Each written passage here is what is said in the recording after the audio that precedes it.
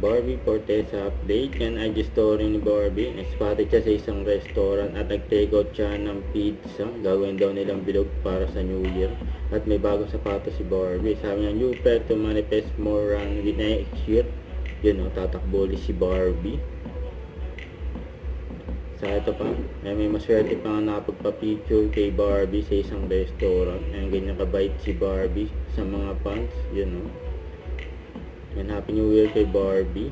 Ito sa post ni Tony Aviles. Sabi niya, 2025 beauty trends we love. Natural and skin first makeup and we Barbie.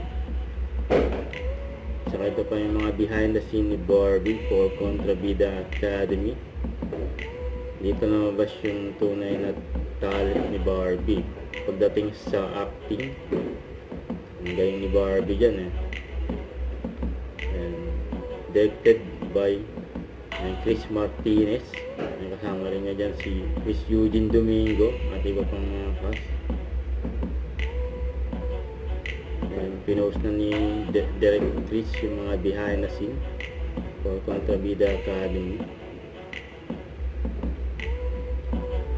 Grabe si Barbie dyan pinalabas dyan sa Netflix.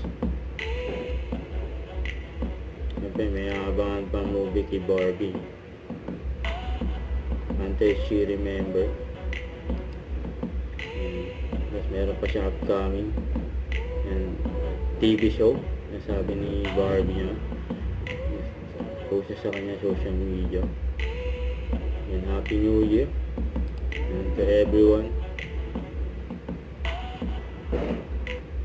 Don't forget to subscribe, click the notification bell for more updates. This is Big Charging Action Vlog. Stay tuned for more videos. See ya.